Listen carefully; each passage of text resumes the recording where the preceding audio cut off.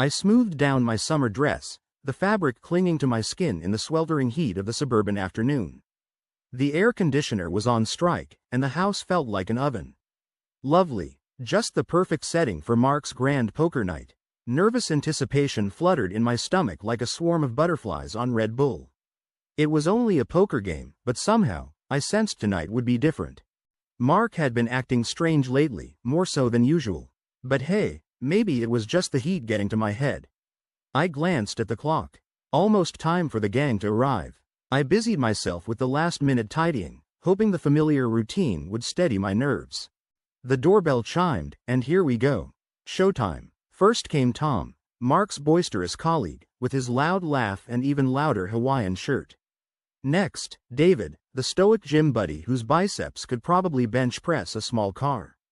Finally, Mike, the quiet and brooding one, the kind of guy who makes you feel like you're living in a noir film. They filled our living room with their boisterous chatter and the sharp scent of aftershave, mingling with the faint odor of my fear.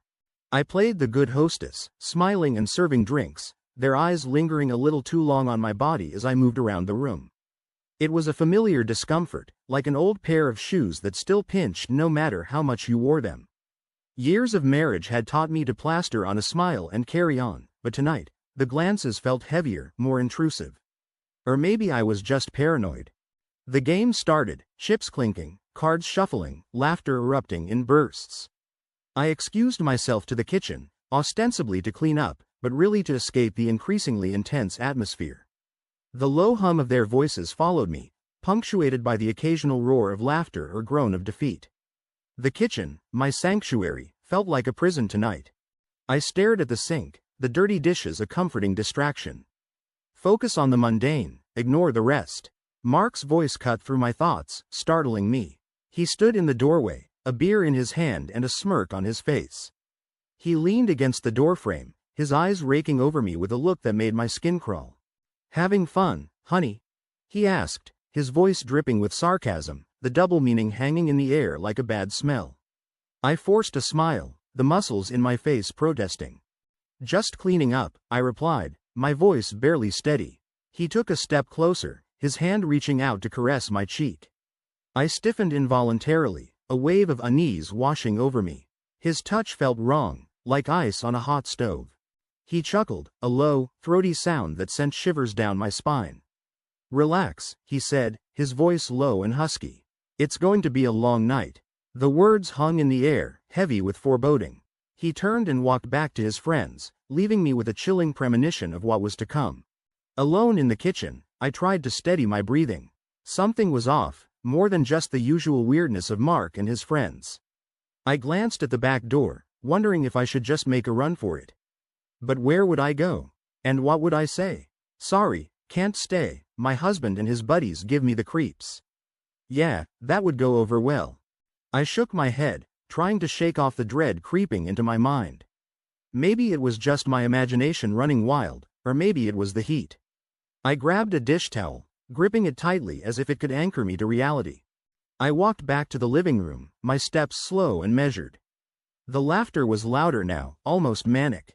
Mark looked up as I entered, his eyes glinting with that same dark amusement. I took a seat on the edge of the couch, my heart pounding in my chest. The room felt smaller, the walls closing in. Mark dealt the next hand, his movements deliberate, almost too smooth. The room buzzed with an undercurrent of something sinister.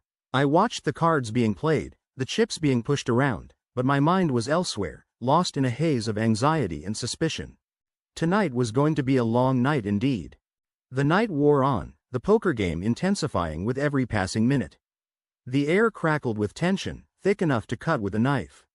Chips clattered like bones being tossed in a crypt, voices rose and fell like waves crashing against a cliff, and the occasional curse punctuated the chaos like a gunshot. It was a testosterone-fueled battleground, and I could feel the electricity in the air. Despite my better judgment, I found myself drawn back to the living room. It was like watching a train wreck in slow motion, horrifying, but impossible to look away. The men were huddled around the table, their faces cast in shadow by the dim light of the lamp, creating an almost eerie tableau. Mark's voice rose above the others, slicing through the tension with a triumphant edge. "All in," he declared, shoving a pile of chips to the center of the table. The room fell silent, the kind of silence that makes your ears ring, as the others considered his bet. Tom, never one to back down from a challenge, matched Mark's bet with a cocky grin. David and Mike followed suit, their expressions grim and determined. The atmosphere was so thick with anticipation, you could almost taste it, bitter and metallic, like blood. The final round of betting began, each man raising the stakes higher and higher. I watched, mesmerized, as the pile of chips in the center of the table grew larger and larger, a physical manifestation of the growing tension. And then, Mark's eyes met mine across the table. He smirked, that infuriating, condescending smirk that made my blood boil. He winked at me, and suddenly, it all made sense. The silent message hit me like a punch to the gut. I was the prize they were gambling for. A sickening certainty settled over me, turning my stomach into a churning cauldron of fear and anger. The final hand was dealt, and the room plunged into a tense silence. Each man studied his cards, their faces a mix of hope and dread. My heart pounded in my chest, the sound loud enough to drown out the world. Mark revealed his cards with a flourish, laying them down on the table with a confident grin. A full house. A collective gasp went up from the others, a mix of surprise and defeat. He had won. I stood there, frozen, as the realization washed over me. This wasn't just a game. This was a power play, a twisted demonstration of control. Mark's eyes met mine again, and this time, the look in them was darker, more possessive. "Looks like I won," he said, his voice filled with a dark amusement that made my skin crawl. The others muttered their congratulations, though the words sounded hollow, like an echo in an empty cave. I felt a cold sweat break out on my forehead. What now? What did he plan to do? I forced myself to stay calm, to not let the panic show. I needed to think, to figure out a way to get out of this mess. "Well, gentlemen, it seems the night is just beginning," Mark announced, raising his glass in a mock toast. The others followed suit, their faces still tense and wary. I swallowed hard, trying to steady my nerves. I needed to keep my wits about me, to find a way out of this nightmare. But for now, all I could do was watch, wait, and pray that whatever Mark had in store, I would find the strength to face it. The night took a darker turn. I could feel it in the pit of my stomach, an ominous weight that made breathing a conscious effort. Mark stood up, a triumphant grin plastered across his face, his eyes gleaming with a sinister delight. He reached out and pulled me into his arms, his grip tight and possessive, like a snake coiling around its prey. "Gentlemen," he announced, his voice booming through the room with a disturbing authority, "I believe I've won the pot." The other men stared at us, their expressions a mixture of disbelief and resignation. It was like they were witnessing a car crash in slow motion, unable to look away but horrified by the spectacle. Tom was the first to speak, his voice thick with anger and confusion. "You can't be serious, Mark," he said, his words dripping with disbelief. "You can't just." Mark cut him off with a dismissive wave of his hand. "Oh, but I can," he said, his voice dripping with arrogance. And I did. He turned to me, his eyes gleaming with a predatory light that made my skin crawl. "Isn't that right, honey?" I tried to speak, but the words caught in my throat, tangled with the nausea that was threatening to overwhelm me. I could feel the bile rising, the full extent of what was happening crashing down on me like a tidal wave. I was trapped, a pawn in their sick game, and there was no way out. David stood up, his face pale and drawn. "I'm out of here," he muttered, his voice barely above a whisper as he turned to leave. Mike followed him, his head bowed, avoiding my eyes as if he was ashamed of what had transpired. Only Tom remained, his eyes fixed on me with a hungry intensity that made my skin crawl. Mark released me, a smirk playing on his lips. "Seems like you've got a fan, honey," he said, gesturing towards Tom. "Why don't you go and entertain him?" I stumbled back, my heart pounding so hard I could hear it in my ears. I wanted to run, to scream, to fight, but my legs wouldn't move. I was frozen in place, a deer caught in the headlights, paralyzed by fear and disbelief. Tom took a step towards me, his gaze unwavering, filled with an unsettling mixture of desire and determination. I could feel my pulse quickening, the room spinning around me as the reality of my situation became painfully clear. "Mark, this isn't right," I managed to whisper, my voice trembling. "You can't do this to me." Mark's smile only widened, his eyes glittering with malice. "Oh, but I can," he said softly, his tone almost mocking. "You belong to me, remember? And tonight, you're going to do exactly what I say." I felt a tear slip down my cheek, the salty taste of despair mingling with the bitterness in my mouth. I glanced around the room, searching for any sign of help, any hint of escape, but there was nothing. Just the oppressive weight of my husband's twisted sense of ownership and the predatory gaze of Tom. As Tom closed the distance between us, I felt a surge of defiance rise within me. I might be trapped, but I wasn't going to go down without a fight. I straightened my back, meeting his gaze head-on, my heart pounding with a mixture of fear and resolve. "Leave her alone, Tom," David's voice rang out from the doorway, surprising us all. He stood there, his expression hard and determined. "This isn't right, and you know it." Tom hesitated, his eyes flicking between me and Mark. For a moment, the room was suspended in a tense silence, the air crackling with unspoken tension. Mark's smirk faltered, replaced by a flicker of uncertainty. "Mind your own business, David," he snapped, his voice losing some of its earlier confidence. But David didn't back down. He stepped into the room, his presence a beacon of hope in the suffocating darkness. "This has gone too far, Mark. Let her go." Mark's jaw clenched, his eyes narrowing with anger. But before he could respond, I seized the moment, breaking free from my paralysis. I darted towards David, my heart racing with a desperate hope. As I reached his side, I felt a surge of relief. Maybe, just maybe, there was a way out of this nightmare. Together, we turned to face Mark, the tension between us crackling like a live wire. "You're not going anywhere," Mark growled, stepping forward. But this time, I wasn't alone.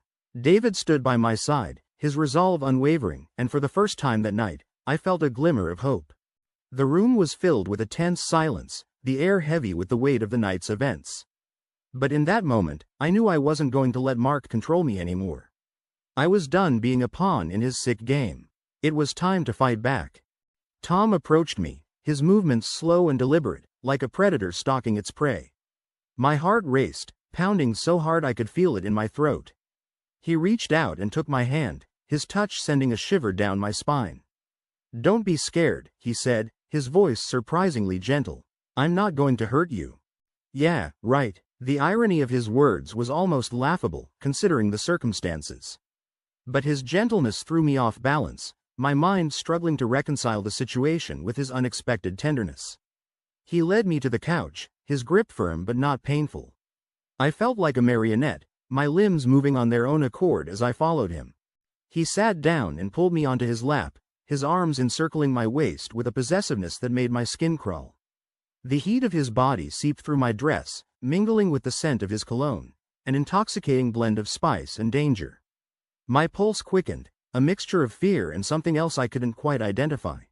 Tom tilted my chin up with his finger, his eyes searching mine with an intensity that made my breath hitch. "You're beautiful," he murmured, his voice husky. "I've always wanted you." His words sent a wave of revulsion through me, but a part of me, some twisted, neglected part, was strangely intrigued. I'd never been desired by anyone other than Mark, and the novelty of the situation was intoxicating. There was a dark thrill in being seen, in being wanted, even if it was by someone I should loathe. He leaned in and kissed me, his lips soft and surprisingly gentle. I stiffened at first, every fiber of my being screaming to push him away. But then, to my own surprise, I found myself kissing him back. His tongue explored my mouth, and a wave of heat washed over me, confusing and disorienting. What was wrong with me? He pulled back, his eyes glittering with triumph. "See?" he whispered, his voice low and seductive. "You like it." He kissed me again, deeper this time, his hands roaming over my body with a confidence that both infuriated and excited me. My mind was a whirlwind of conflicting emotions. I felt like I was teetering on the edge of a precipice, one step away from falling into an abyss. The rational part of me knew this was wrong, that I should stop it, but there was another part, a darker, more primal part, that was drawn to the danger, to the forbidden. I pulled back, breaking the kiss, my breath coming in ragged gasps. "Tom, this isn't right," I managed to say, my voice barely above a whisper. He smirked, his eyes darkening with a mixture of amusement and desire. "But it feels right, doesn't it?"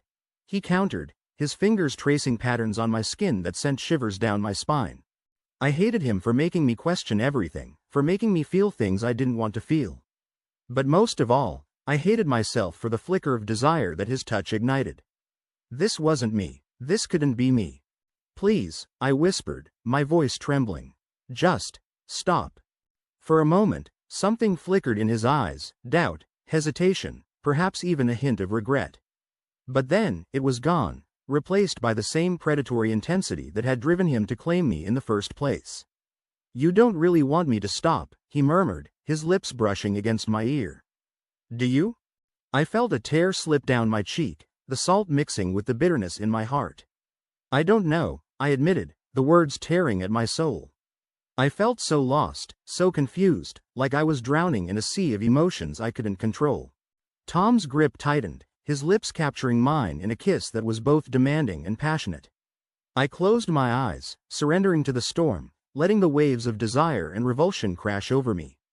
In that moment, I was a prisoner to my own conflicting emotions, caught in a battle between right and wrong, love and hate, desire and disgust. The night stretched on, the lines between reality and nightmare blurring until I couldn't tell where one ended and the other began. All I knew was that I was trapped, caught in a web of my own making, and there was no escape. But deep down, in the darkest corners of my mind, a tiny spark of hope flickered. Maybe, just maybe, there was a way out. I just had to find the strength to fight for it. I spent the rest of the night with Tom, lost in a whirlwind of lust and confusion. His touch was both thrilling and repulsive, his words a mix of flattery and degradation. It was like being caught in a storm, battered by conflicting emotions and desires. I felt like a puppet, manipulated and controlled, every movement dictated by the strings he pulled. Mark watched us from the poker table, a smug grin plastered on his face. He seemed to relish my humiliation, his eyes gleaming with dark satisfaction. My skin burned under his gaze, a growing anger simmering beneath the surface. I hated him for what he was doing, for what he was turning me into. A burning desire for revenge began to take root in my heart. As the night wore on, David and Mike returned, drawn back by the promise of further depravity. They joined in, their hands roaming over my body, their lips exploring my skin. It was a twisted, perverse dance, and I was the unwilling partner, caught in their web of lust. I felt violated, disgusted, but also strangely aroused. The forbidden nature of the situation, the thrill of being desired by multiple men, was a powerful aphrodisiac. It was like standing on the edge of a cliff, the dangerous allure of the void below calling to me. Time lost all meaning. I was adrift in a sea of touch and sensation, my mind struggling to keep up with the chaos around me. I don't remember when the poker game ended or when Mark joined in. All I remember is the feeling of being used, of being reduced to a mere object of pleasure. Each touch, each kiss, each whispered word of desire blurred into one overwhelming experience. When it was finally over, I was left feeling empty and ashamed. I stumbled to the bathroom, my legs weak and trembling. Locking the door behind me, I leaned against the sink, trying to catch my breath. The cold porcelain was a stark contrast to the heat of the room outside, grounding me in the reality of what had just happened. I looked at myself in the mirror, my reflection a haunting reminder of my descent.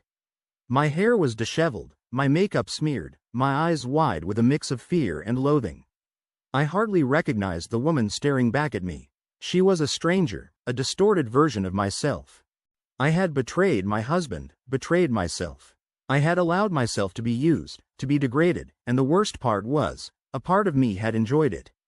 That dark, twisted part of me that had craved the attention, the forbidden thrill, the raw, primal desire. Tears welled up in my eyes, blurring my reflection. I sank to the floor, hugging my knees to my chest, the sobs racking my body. I felt like I was spiraling out of control, the ground crumbling beneath me. How had it come to this? How had I allowed myself to be pulled into this nightmare?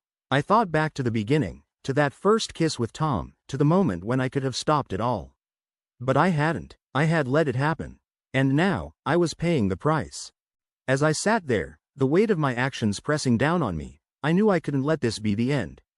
I couldn't let Mark win. I couldn't let him destroy me. I had to find a way to reclaim my power, to take back control of my life. Wiping the tears from my face, I stood up, my resolve hardening. I would find a way to make Mark pay, to make him understand that I was not his to control. I would claw my way out of this darkness, no matter what it took. I looked at my reflection one last time, a fierce determination burning in my eyes. I wasn't broken yet. I wasn't beaten. This was just the beginning. And I was ready to fight. As I unlocked the bathroom door and stepped back into the living room, the remnants of the night still lingering in the air, I knew one thing for certain. I was going to take my life back, piece by piece. And heaven help anyone who stood in my way. I woke up with a pounding headache and a deep sense of shame. The events of the night before played in my mind like a cruel, endless loop. Mark was still asleep, his face buried in the pillow, snoring softly. I could hardly stand to look at him. The man lying next to me was a stranger, a monster disguised as a husband. Silently, I slipped out of bed and made my way to the bathroom. The hot water stung my skin, but it didn't wash away the feeling of filth. I scrubbed myself raw, trying to erase the memory of Tom's touch, David and Mike's leering faces, and Mark's smug satisfaction. But no matter how hard I scrubbed, the stains remained, etched into my soul. When I finally stepped out of the shower, my skin red and tender, Mark was awake. He sat up in bed, stretching lazily, a smirk plastered on his face. "Feeling better, honey?" he asked, his voice dripping with fake concern. His words ignited a fury within me that I didn't know I had. I glared at him, my anger boiling over. "How could you do this to me?" I spat, my voice trembling with rage and hurt. He shrugged, completely unbothered. "It was just a game," he said casually. "You knew what you were getting into when you married me." His words cut me deep, deeper than any physical wound could. I realized then that I didn't know Mark at all. The man I had married was a stranger, a cruel, heartless monster. How had I been so blind? I got dressed quickly, my movements fueled by a newfound determination. I couldn't stay here, not another second. I grabbed a suitcase from the closet and began to pack, throwing in clothes, toiletries, anything I could grab. My hands shook, but my resolve was clear. I wrote a note for Mark, my hand steady despite the whirlwind of emotions inside me. "I'm leaving," I wrote simply. No explanations, no apologies. Just the truth. As I walked out the door, suitcase in hand, I felt a mix of relief and fear. I was finally free, but I had no idea what the future held. The uncertainty was terrifying, but it was better than the nightmare I was leaving behind. The cool morning air hit my face as I stepped outside, a stark contrast to the suffocating atmosphere of the house. I took a deep breath, savoring the taste of freedom. I had no idea where I was going, but I knew one thing for sure. I was done being a pawn in Mark's sick games. The street was quiet, the only sound the distant hum of traffic. I started walking, my mind racing with thoughts and plans. I needed to find a place to stay, to regroup and figure out my next steps. But most of all, I needed to reclaim my life, to become the person I was before Mark's darkness overshadowed everything. I reached the end of the block and paused, looking back at the house one last time. It stood there, a symbol of everything I was leaving behind: pain, betrayal, and loss. I turned away, resolute, and kept walking. Each step felt like shedding a layer of the past, the weight lifting from my shoulders bit by bit. I didn't have all the answers, and I knew the road ahead wouldn't be easy. But for the first time in a long time, I felt a flicker of hope. I was free, and that was a start. As I walked into the unknown, I held on to that hope, letting it guide me towards a future I was determined to reclaim. No more games, no more control. This was my life, and I was ready to fight for it. I wandered aimlessly through the streets, the morning sun beating down on me. No money, no phone, no plan. Just the clothes on my back and a burning desire to escape the life I had built with Mark. Every step felt like an act of defiance, a statement that I was done with his twisted games. The pavement was hard beneath my feet, the relentless pounding echoing my racing thoughts. Shame gnawed at me for what I'd allowed to happen, but it was quickly overshadowed by a growing anger. Mark and his friends had used me, violated me, and I was determined to make them pay. But first, I had to survive. I walked until my feet ached, each step a small victory against the life I was leaving behind. I found myself in a park, sitting on a bench overlooking a pond. Children were playing, their laughter a bittersweet reminder of the normalcy I craved. A pang of longing shot through my heart. I wanted a family, a normal life, but knew that dream had been shattered. I spent the rest of the day in that park, lost in thought. The hours slipped by unnoticed as I replayed the events of the past night, the sickening mix of emotions twisting in my gut. As the sun began to set, reality crept back in. I needed somewhere to sleep, but with no money, a hotel was out of the question. A shelter would have to do. I walked to the nearest bus stop and waited, the minutes stretching into an eternity. I didn't know where the bus was going, but that was irrelevant. I just needed to get away, to put as much distance as possible between me and the life I was fleeing. The bus ride was long and uneventful, the rhythmic hum of the engine lulling me into a dazed state. I stared out the window, watching the scenery change from suburban streets to urban sprawl. It was a blur of lights and shadows, a fitting backdrop to the chaos in my mind. I had no idea where I was, but it didn't matter. I was finally free, and that was all that counted. The bus stopped at a station, and I got off, my legs stiff from the ride. I wandered around for a while, the unfamiliar streets adding to my disorientation. Eventually, I found a shelter. It wasn't much, just a cot in a large room filled with other homeless people, but it was a roof over my head. I lay down on the thin mattress, the smell of disinfectant and despair thick in the air. Exhaustion pulled at me, but sleep was elusive. I stared at the ceiling, my mind a whirl of plans and possibilities. How had my life come to this? How had I become a refugee from my own existence? Yet, amid the anxiety and fear, a flicker of determination burned. I was out of Mark's reach, and that was a start. Tomorrow, I'd figure out my next steps. I'd find a way to rebuild, to take back control of my life. I closed my eyes, forcing myself to breathe deeply, to let go of the tension that had my muscles clenched tight. The road ahead was uncertain, but it was my road. For the first time in a long while, I felt a glimmer of hope.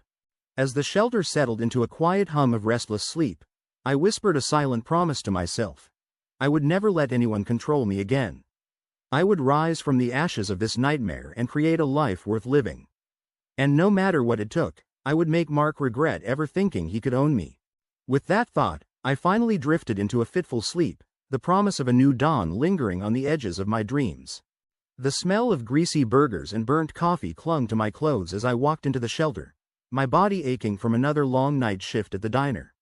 It wasn't glamorous, but it was a job, and right now, that was enough. I spent the next few weeks trying to figure out my next move, my life a delicate balance of work, survival, and tentative hope.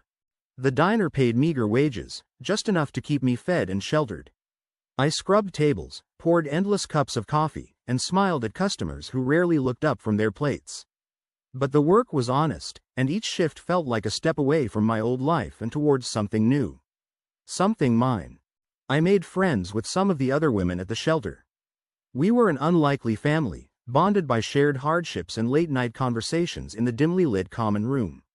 There was Sarah, who had fled an abusive husband, and Maria, who was trying to get back on her feet after losing everything to a gambling addiction. We found solace in each other's company, sharing stories and dreams of better days.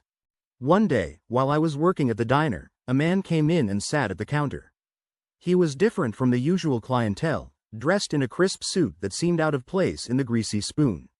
He ordered coffee and a slice of pie, and our conversation began with small talk about the weather and the state of the world. His name was John, and he was a lawyer. There was something kind and compassionate in his eyes, a genuine interest that made me feel seen for the first time in weeks. As we talked, the floodgates opened, and I found myself telling him my story, everything from the poker game to the shelter. John listened patiently, his eyes never leaving mine. When I finished, he took a deep breath and leaned forward. "You don't have to go through this alone," he said softly. "I can help you get back on your feet. We can file for divorce, get a restraining order against Mark, and even sue him for damages. You deserve justice." I was hesitant at first. Trusting a stranger with my deepest wounds felt like stepping off a cliff. But John was persuasive. He assured me that I didn't have to let Mark get away with what he had done, that I had a right to reclaim my life. After days of contemplation and sleepless nights, I decided to trust him. I handed over Mark's address and phone number, the details feeling like weights lifted from my soul. John promised to take care of everything, his confidence infectious. As the weeks passed, I felt a sense of control returning to my life. The fear that had shadowed me since that night began to fade, replaced by a growing sense of hope. John updated me regularly, his calm voice a beacon of reassurance. The divorce papers were filed, the restraining order was in place, and the lawsuit was underway. One evening, after a particularly grueling shift at the diner, I returned to the shelter and found a letter waiting for me. It was from John, detailing the progress of the case and assuring me that things were moving in the right direction. I clutched the letter to my chest, a smile breaking through the weariness. For the first time in weeks, I felt light, unburdened by the past. The women at the shelter noticed the change in me, their supportive smiles a silent encouragement. We celebrated with cheap wine and laughter, a brief escape from the struggles we faced. The next morning, I woke up with a clear mind and a determined heart. There was still a long road ahead, but for the first time, I felt like I was walking it on my own terms. I was no longer a victim of Mark's games.